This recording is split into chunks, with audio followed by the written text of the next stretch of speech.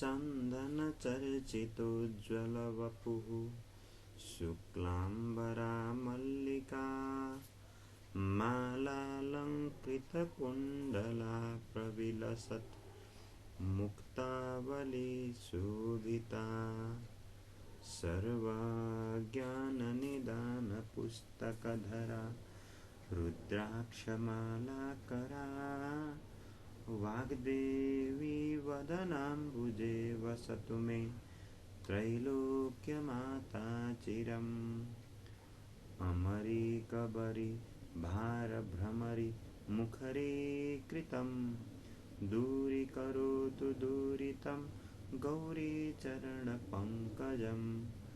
अविरलमदजलनिवहं भ्रमरकुलानीकसेवितकपोलम् अविमतफलदातारं कामेशं गणपतिं वन्दे मूकं करोति वाचालं पङ्गुं लङ्घयते गिरिं यत्कृपातमहं वन्दे परमानन्दमाधवम्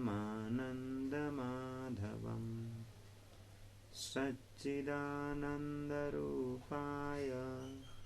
विश्वोत्पत्त्यादिहेतवे तापत्रयविनाशाय श्रीकृष्णाय वयं नुमः नारायणं नमस्कृत्य नरं चैव नरोत्तमं देवीं सरस्वतीं व्यासं ततो जयमुदीरयेत्। आइए सबसे पहले आज हम भाद्रपद मास की शुक्ल पक्ष की एकादशी पाठ श्रवण करेंगे। पाठ श्रवण के पश्चात कथा का श्रवण जरूर करेंगे। अथ भाद्रपद शुक्ल एकादशी कथा।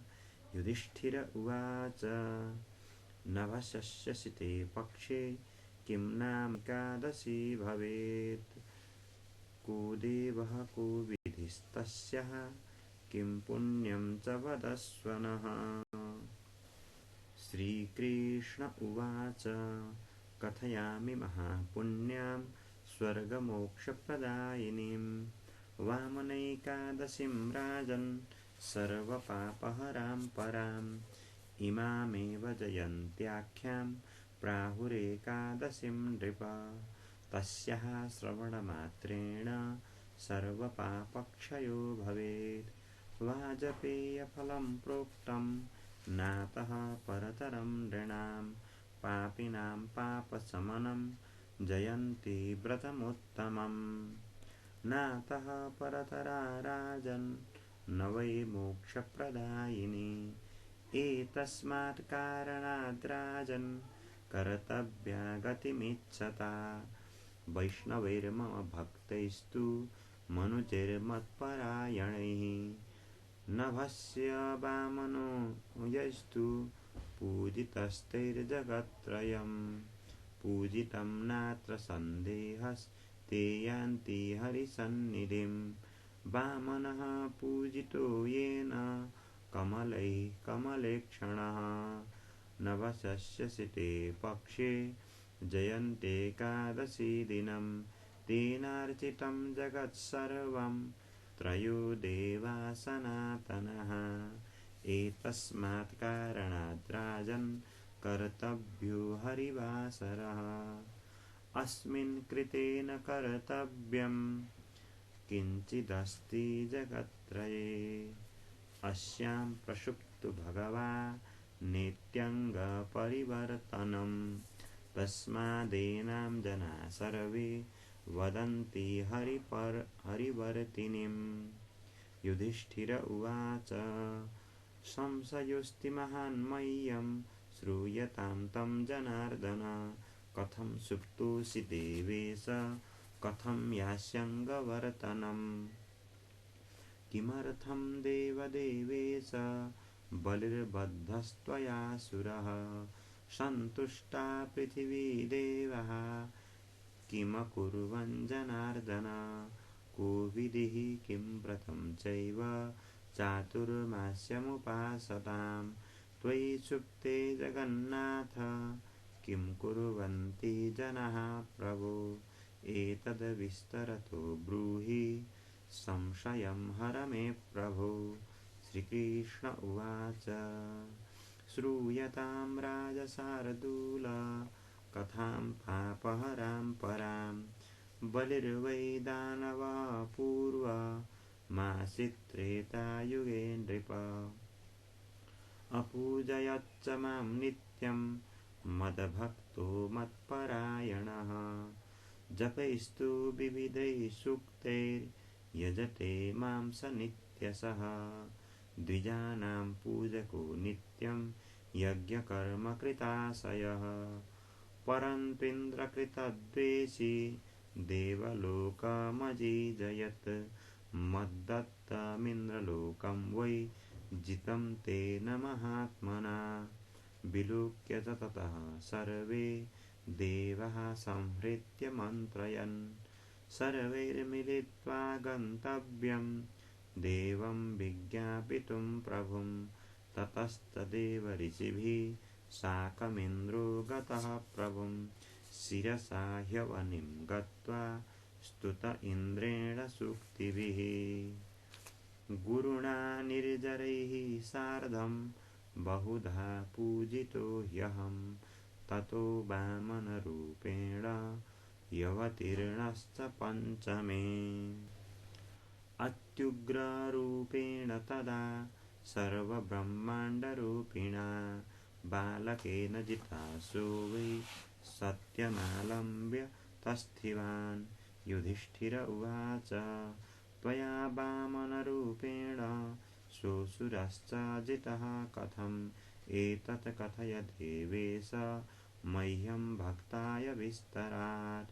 श्रीकृष्ण उवाच मया बालेन सबलिः प्रार्थितो वटुरूपिणा पदत्रयमितां भूमिं देहि मे भुवनत्रयम् दत्तं भवति ते राजन् नात्र कार्या विचारणा इत्युक्तश्च मया राजा दत्तवां स्त्रिपदां भुवं सङ्कल्पमात्राद् बवृधे देहस्त्रैविक्रमः परं भुर्लोके तु कृतौ पादौ भुवर्लोके तु जानुनि स्वर्लोके तु कटिम्न्यस्य महर्लोके तथोदरं जनलोके तु हृदयं तपोलोके च कण्ठकं सत्यलोके मुखं स्थाप्य उत्तमाङ्गं तथोर्ध्वतः चन्द्रसूर्यग्रहाश्चैव भगणो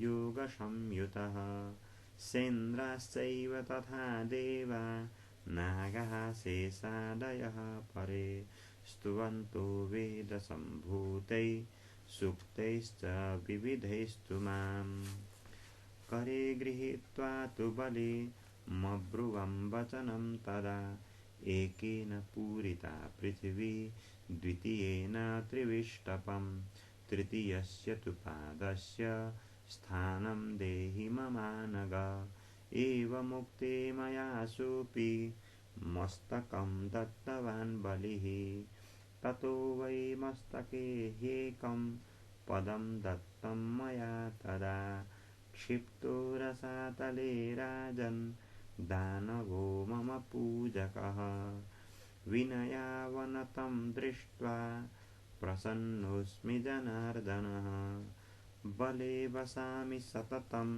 सन्निधौ तव मानद इत्यवोचं महाभागं बलिं वैरोचनं तदा नभस्य शुक्लपक्षे तु परिवर्तिनिवासरे ममैका तत्र मूर्तिश्च बलिमाश्रित्य तिष्ठति द्वितीया शेषपृष्ठे वै क्षीराब्धौ सागरोत्तम सुप्यते च ऋषिकेषु यावच्चायाति कार्तिकी तावद्भवति तत् पुण्यं सर्वपुण्योत्तमोत्तमम् एतस्मात् कारणात् राजन् कर्तव्या च प्रयत्नतः। एकादशी महापुण्या पवित्रा पापहारिणी। अस्यां पृक्तो भगवान् नित्यङ्गपरिवर्तनम्। एतस्यां पूजयेद्देवं त्रैलोक्यस्य पितामहम्। दधिदानं प्रकर्तव्यं रौप्यतण्डुलसंयुतं। रात्रौ जागरणं कृत्वा मुक्तो भवति मानवः। एवं यः कुरुते राजन् नेकादश्यां व्रतं शुभं। सर्वपापहरं चैव भुक्तिमुक्तिप्रदायकम्। स देवलोकं सम्प्राप्य भ्राजते चन्द्रमा यथा। तावत् स भ्राजते तत्र यावत् चन्द्रदिवाकरौ। शृणुयाच्चैव यो मर्त्यः कथां पापहरां पराम्। अश्वमेधसहस्रस्य फलं प्राप्नोति मानवः। अश्वमेधसहस्रस्य फलं प्राप्नोति मानवः। स्वस्ति श्री भविष्योत्तर पुराणे श्रीकृष्णार्जुन संवादे भाद्रपद शुक्ल परिवर्तिनी नामेकादशी माहात्म्यं। श्रीकृष्णार्पणमस्तु। कृष्णाय वासुदेवाय हरये परमात्मने प्रणतक्लेशनाशाय गोविन्दाय नमो नमः। उपनयतु मङ्गलं वः सकलजगन्मङ्गलालयः श्रीमान् दिनकरकिरणनिबोधित नवनलिनदलनिभीक्षणः कृष्णः। तत्रैव गङ्गा यमुना च तत्र गोदावरी सिन्धुसरस्वती च। सर्वाणि तीर्थानि वसन्ति तत्र यत्राच्युतोदारकथा प्रसङ्गः। काले वर्षतु पर्जन्यः पृथिवी सस्यशालिनी। देशोऽयं क्षोभरहितो ब्राह्मणाः सन्तु निर्भयाः। अपुत्रः पुत्रिणः सन्तु पुत्रिणः सन्तु पौत्रिणः। निर्धनः सधनः सन्तु जीवन्तु शरदां शतम्। यं ब्रह्मा वरुणेन्द्ररुद्रमरुता स्तुन्वन्ति दिव्यैस्तवैर्वेदैः साङ्गपदक्रमोपनिषदैर्गायन्ति यं सामगाः। ध्यानावस्थिततद्गतेन मनसा पश्यन्ति यं योगिनो। यस्यान्तं न विदुः सुरासुरगणा देवाय तस्मै नमः। अतसी कुसुमोपमेयकान्तिर्यमुनाकूलकदम्बमूलवर्ती। नवगोपवधूविलासशाली वनमाली वितनोतु मङ्गलं नः। ॐ तत्सत् श्रीकृष्णार्पणमस्तु।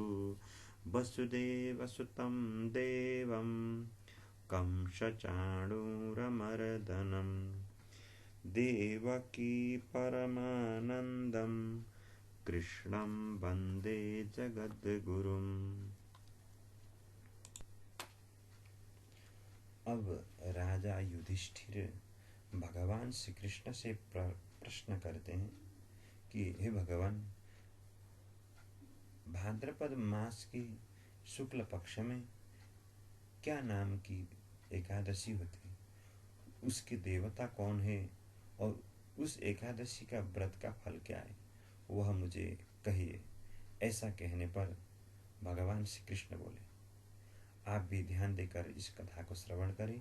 एकादशी का जो नियम है मैंने आगे भाद्रपद की कृष्ण पक्ष की एकादशी कथा में नियम का विशेष उल्लेख किया है, उसका श्रवण करें।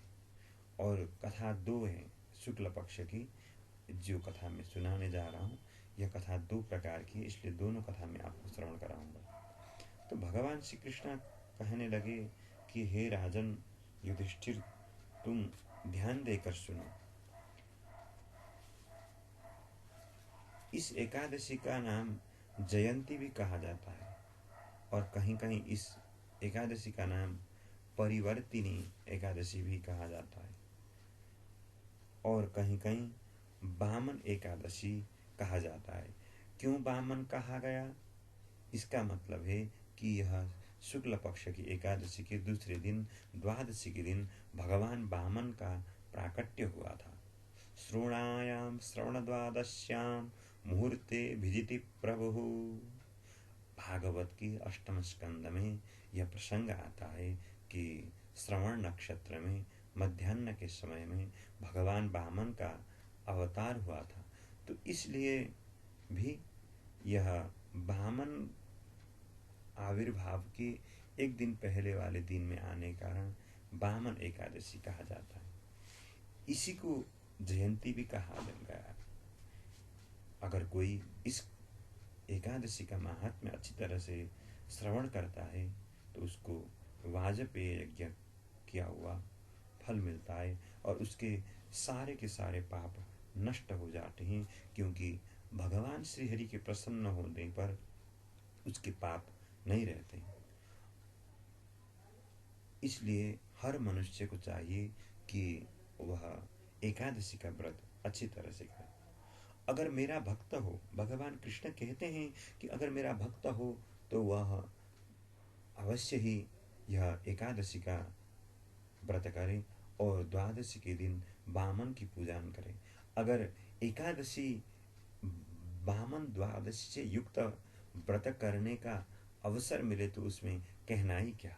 इसलिए भगवान कहते हैं कि यह जयंती नाम की एकादशी के दिन अगर किसी ने मेरा वामन स्वरूप में अथवा मुझ स्वरूप में, कृष्ण स्वरूप में, जैसा कैसा भी मिले उस स्वरूप में यदि उसने अर्चन किया, वंदन किया, तो उसका कहना ही क्या, क्योंकि तीनों देव ब्रह्मा विष्णु महेश प्रसन्न हो जाते हैं। इसलिए यह भगवान श्री हरि के गुणानुवाद गाने का दिन है। इसलिए इस एकादशी में भगवान श्री हरि सोते हैं आषाढ़ मास में। तो इस महीने में इस एकादशी के दिन करवट बदलते हैं, क्योंकि आधा समयावधि चली जाती है, इसलिए करवट बदलते हैं। करवट बदलने के कारण इस एकादशी के नाम परिवर्तिनी ऐसा भी कहा गया है। युधिष्ठिर ने पूछा कि हे भगवान, आप मुझे बताइए कि आप कैसे करवट बदलते हैं। तब भगवान श्री कृष्ण कहने लगे, हे राजन, मैं तुम्हें इसका कथा सुनाऊंगा जो करवट बदलने का है, और जिस कारण से वामन द्वादशी के पहले वाले दिन एकादशी जयंती नाम कही गई, इसके विषय में मैं तुम्हें एक कथा सुनाता हूँ। ऐसा कहकर भगवान श्री कृष्ण कहने लगे, पहले की समय है जब त्रेता युग में बलि नाम का एक दानव हुआ। वह मुझ में अत्यंत भक्ति करता था। वह अत्यंत विविध प्रकार के जप के द्वारा, सूक्तों के द्वारा, वैदिक सूक्तों के द्वारा वह मेरा अर्चन पूजन किया करता था। ब्राह्मणों का अत्यंत भक्त था। वह बलि राजा अत्यंत ब्राह्मणों का भक्त था। वह सदा सर्वदा यज्ञ करता रहता था, परंतु वह इंद्र से द्वेष करता था। देवलोकों को उसने जीत रखा था, और जब वह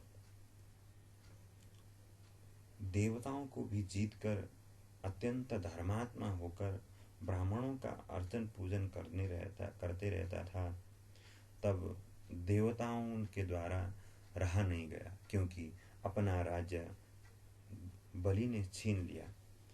इसलिए भगवान श्री हरि से जाकर हम कुछ कहे ताकि वो एक कोई न कोई मार्ग प्रशस्त करेंगे, ऐसा सोचकर सारे के सारे देवता ऋषियों के साथ भगवान श्री हरि के पास चले गए इंद्र के साथ स्तुति करते हुए, और बृहस्पति भी उनके साथ में आए। उसके बाद मैंने कहा कि मैं वामन रूप में, पांचों रूप में, वामन रूप में अवतार लूँगा, तो उससे संपूर्ण ब्रह्मांडों को मैं आच्छादित कर लूँगा। ऐसा कहकर भगवान ने सारे के सारे देवताओं को आश्वासन दिया। तो भगवान श्री कृष्ण से युधिष्ठिर प्रश्न करते हैं कि आपने वामन रूप में उस बलि का कैसे पराजय कर दिया, अर्थात बलि के ऊपर विजय कैसे प्राप्त कर ली, इसको मुझे सुनाइए। ऐसा कहने पर भगवान श्री कृष्ण कहने लगे, हे राजा युधिष्ठिर, मैं तुम्हें इस कथा कहता हूँ। मैं जब उत्पन्न हुआ, प्रकट हुआ, तो मैं अत्यंत छोटा ब्रह्मचारी बटुक का रूप धारण करके मैं उन बलि के सामने पहुंचा। राजा बलि ने मेरे स्वरूप को देखकर अत्यंत आश्चर्य में पड़े और उन्होंने कहा कि बटुक, क्या चाहते हो ब्रह्मचारी? जो कुछ चाहते हो मुझसे कहो।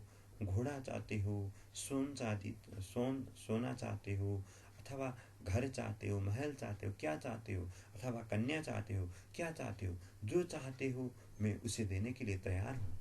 ऐसा कहने पर मैंने कहा, भगवान श्री कृष्ण कहते हैं, मैंने कहा मैं केवल 3 पाँव इतना ही भूमि का अपेक्षा करता हूँ राजन आपसे। अगर आपने केवल 3 पाँव भूमि मुझे दिया तो मैं उससे अपना जीवन आनंद से गुजार कर लूँगा। वो 3 पाँव भूमि में आपका पाँव के आधार पर नहीं, मैं खुद ही अपने पाँवों के आधार पर नाप लूँगा। ऐसा कहने पर बलि राजा गदगद हुए और उन्होंने कहा कि इतना 3 पाँव भूमि इस बटुक को देने के लिए मुझे कोई सोचने विचार करने की कोई ज़रूरत नहीं। ऐसा कहकर, ऐसा सोचकर राजा बलि ने मुझे 3 पाँव भूमि का संकल्प किया और मुझे भिक्षा के रूप में राजा बलि ने 3 पाँव भूमि दिया।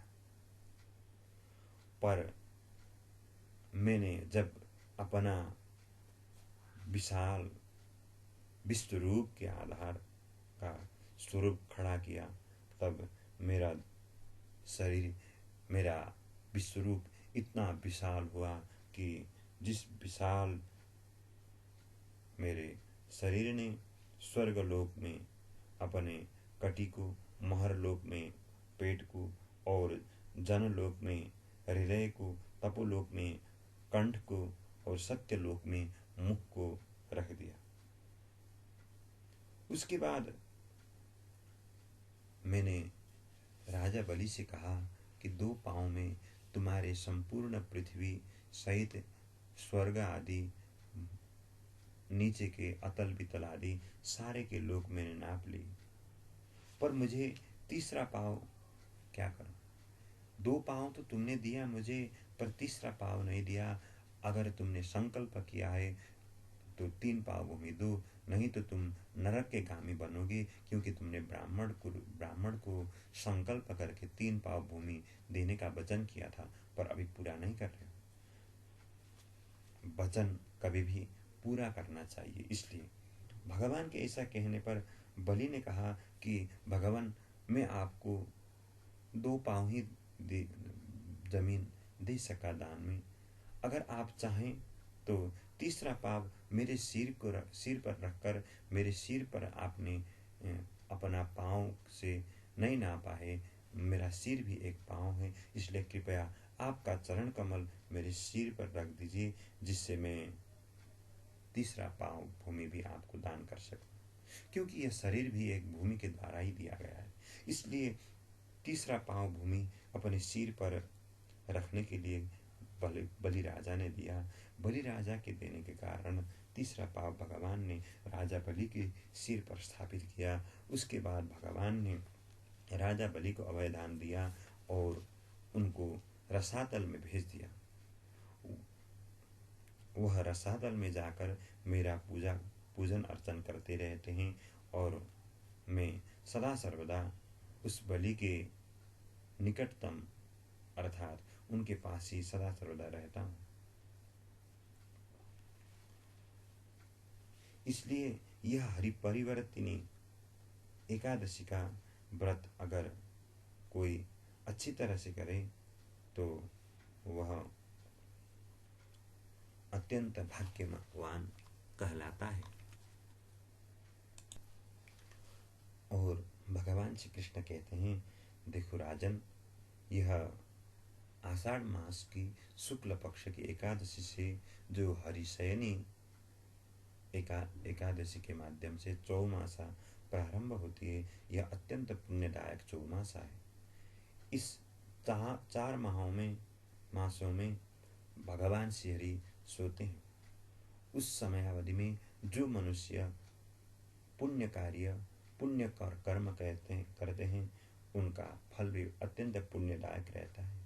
इसलिए हे युधिष्ठिर, संपूर्ण पापों का नाश करने वाला, अत्यंत पुण्य फल प्रदान करने वाला यह एकादशी का व्रत परिश्रम पूर्वक जिस किसी भी तरह से हो अवश्य करना चाहिए, क्योंकि हरिपरिवर्तिनी एकादशी में भगवान श्री हरि सोते हैं।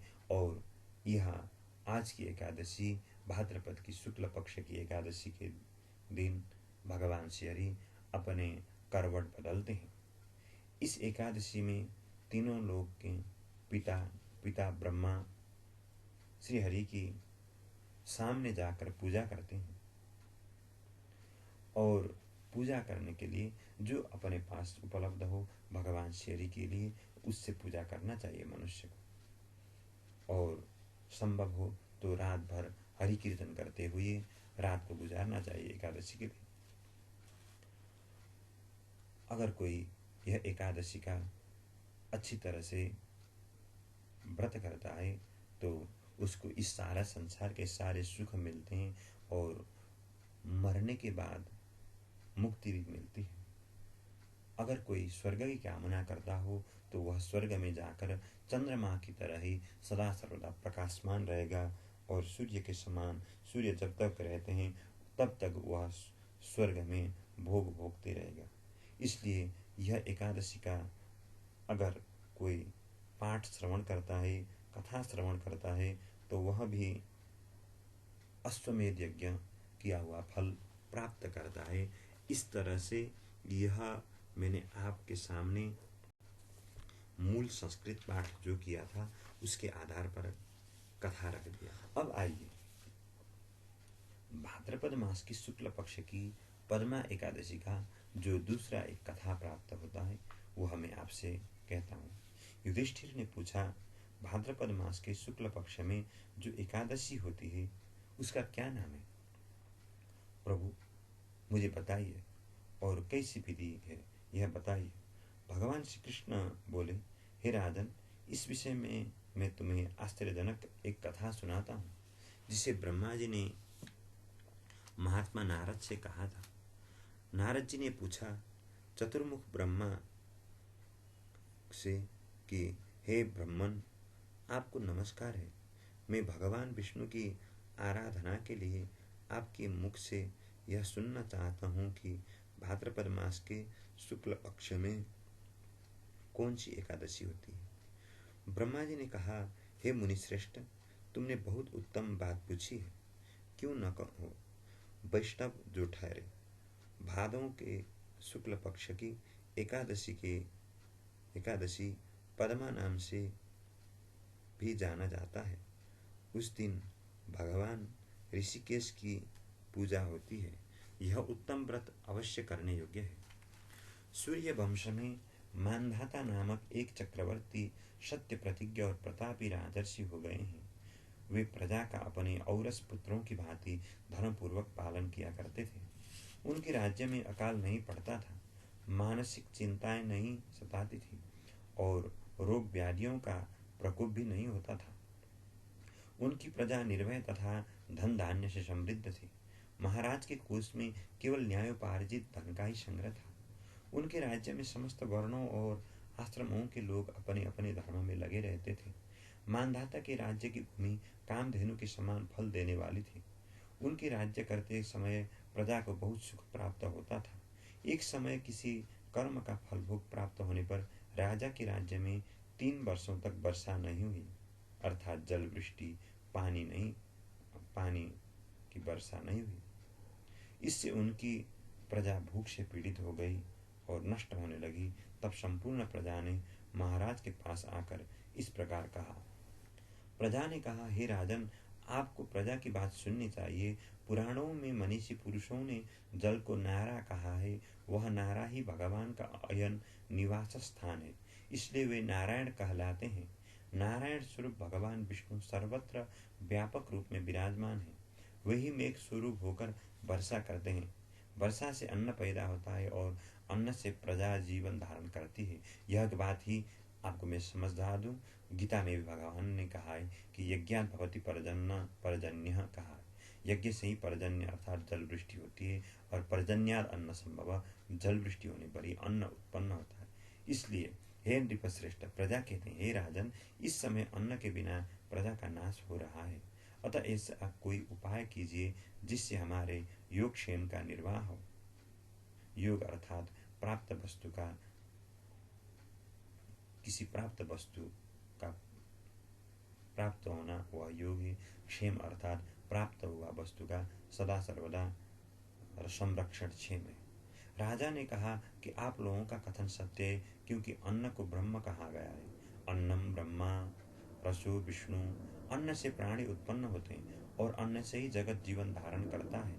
लोक में बहुधा ऐसा सुना जाता है तथा पुराण में भी बहुत विस्तार के साथ ऐसा वर्णन है कि राजाओं के अत्याचार से प्रजा को पीड़ा होती है। किंतु जब मैं बुद्धि से विचार करता हूँ तो मुझे अपना किया हुआ कोई अपराध नहीं दिखाई देता। फिर भी मैं प्रजा का हित करने के लिए पूर्ण प्रयत्न करूँगा। ऐसा निश्चय करके राजा मानदाता कुछ गिने चुने व्यक्तियों के साथ में लेकर विधाता को प्रणाम करके सघन वन की ओर चल दिए। वहां जाकर मुख्य मुख्य मुनियों और तपस्वियों के आश्रमों पर घूमते फिरे। एक दिन उन्हें ब्रह्मपुत्र अंगिरा ऋषि का दर्शन हुआ। उन पर दृष्टि पड़ते ही राजा हर्ष में भरकर अपने वाहन से उतर पड़े और इंद्रियों को बस में रखते हुए दोनों हाथ जोड़कर उन्होंने मुनि के चरणों में प्रणाम किया। मुनि ने भी स्वस्ति कहकर राजा का अभिनंदन किया और उनके राज्य के 7 अंगों की कुशल पूछी। राजा ने अपनी कुशल बताकर मुनि के स्वास्थ्य का समाचार पूछा। मुनि ने राजा को आसन और अर्घ्य दिया। उन्हें ग्रहण करके जब वे मुनि के समीप बैठे तो उन्होंने इनके आगमन का कारण पूछा। तब राजा ने कहा, भगवान, मैं धर्मानुकूल प्रणाली से पृथ्वी का पालन कर रहा था, फिर भी मेरे राज्य में वर्षा का अभाव हो गया। इसका क्या कारण है, इस बात को मैं नहीं जानता। ऋषि बोले, राजन, यह सब युगों में उत्तम सत्य युग है। इसमें सब लोग परमात्मा के चिंतन में लगे रहते हैं तथा इस समय धर्म अपने चारों चरणों से युक्त होता है। इस युग में केवल ब्राह्मण ही तपस्वी होते हैं, दूसरे लोग नहीं। किंतु तुम्हारे राज्य में यह शूद्र तपस्या करता है, इसी कारण मेघ पानी नहीं बरसाते। तुम इसके प्रतिकार का यत्न करो, जिससे यह अनावृष्टि का दोष शांत हो जाए। राजा ने कहा, मुनिवर, एक तो यह तपस्या में लगा है, दूसरे निरपराध है, अतः मैं इसका अनिष्ट नहीं करूंगा। आप उसको शांत करने वाले कोई सा धर्म का उपदेश कीजिए। ऋषि बोले, हे राजन, यदि ऐसी बात है तो एकादशी का व्रत करो। भाद्रपद मास के शुक्ल पक्ष में जो पद्मा नाम से विख्यात एकादशी होती है, उसके व्रत के प्रभाव से निश्चय ही उत्तम वृष्टि होगी। हे नरेश, तुम अपनी प्रजा और परिजनों के साथ इसका व्रत करो। ऋषि का यह वचन सुनकर राजा अपने घर लौट आए। उन्होंने चारों वर्णों की समस्त प्रजाओं के साथ भादों के शुक्ल पक्ष की पद्मा एकादशी का व्रत किया। इस प्रकार व्रत करने पर मेघ पानी बरसाने लगे, पृथ्वी जल से आप्लावित हो गई और हरी भरी खेती से सुशोभित होने लगी।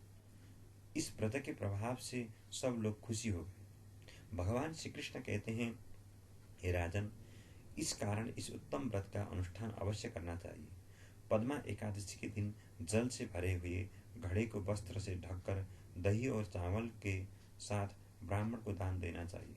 साथ ही छाता और जूता भी देने चाहिए। दान करते समय निम्नांकित मंत्र का उच्चारण करें।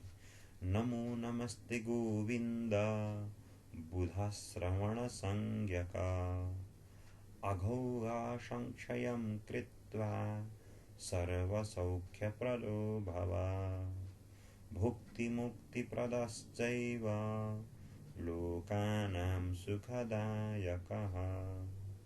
बुधवार और श्रवण नक्षत्र के युग से युक्त द्वादशी के दिन विशेष करके यह दान करना चाहिए, क्योंकि एकादशी के दिन व्रत, द्वादशी के दिन भगवान वामन स्वरूप समझकर यह दान करने का विधान है। बुद्ध श्रवण नाम धारण करने वाले भगवान गोविंद, आपको नमस्कार है, नमस्कार है। मेरी पाप राशि का नाश करके आप मुझे सब प्रकार के सुख प्रदान करें। आप पुण्यात्मा जनों को भोग और मोक्ष प्रदान करने वाले तथा सुखदायक हैं। हे राजन, इस कथा को पढ़ने और सुनने मात्र से मनुष्य सब पापों से मुक्त हो जाता है, ऐसा भगवान श्री कृष्ण ने कहा। आपने भी अभी तक यह एकादशी का जो व्रत का नियम, व्रत का कथा संक्षिप्त रूप में मैंने आपको संस्कृत, उसके बाद दोनों हिंदी कथा, जो संस्कृत था उसका पहले कथा, उसके बाद जो मैंने एक कथा प्राप्त किया था, अवान्तर पुराणों में यह कथा भी मिलती है, इसलिए मैंने आपको श्रवण कराया। तो जिस किसी तरह से भी हो, आपको एकादशी के दिन अन्न, केवल अन्न का ग्रहण न करें, बाकी सब कुछ भोजन कर सकते हैं, अर्थात फलाहार करें, जलपान करें, संभव न हो अन्न के बिना अगर संभव न हो तो आप अन्न के रूप में कुछ निर्धारित वस्तुएं ले सकते हैं, पर अन्न के जगह पर अगर आप फल लें, ड्राई फ्रूट लें, जूस लें और दूध लें, दही लें, तो आपका व्रत आनंद से कट जाएगा। धीरे धीरे यह माध्यम करें कि दैनिक ऐसा करें, ऐसा पर एकादशी पर करने पर धीरे धीरे आपका शरीर व्रत करने लगेगा। इस तरह से आपका व्रत होगा। जितना व्रत होगा उतना ही पुण्य भी संचित होगा और आप जो चाहेंगे वह प्राप्त कर सकेंगे। व्रत करने का फल ही यही है कि आप जो चाहते हैं वह प्राप्त कर सकते हैं, क्योंकि भगवान आपके ऊपर अनुग्रह करे तो आपको कोई भी कहीं भी आपका बाल बांका नहीं कर सकता, आपको कहीं पराजित नहीं कर सकता। क्योंकि अगर आप अपने घर के अंदर माता पिता के संरक्षण में संरक्षित हो तो आप उस घर के अंदर माता पिता के होते हुए कभी असुरक्षित महसूस करेंगे? नहीं करेंगे, क्योंकि आपके पास माता पिता हैं।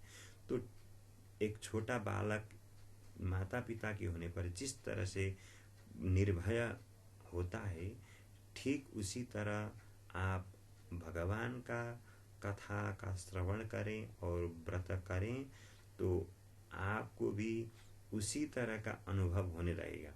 इसलिए अवश्य एकादशी का व्रत करें। आज के लिए इतना ही। जय श्री कृष्ण, जय श्री राधे। कोई संदेह हो तो अवश्य मैसेज करें अथवा कमेंट करें। जय श्री राधे।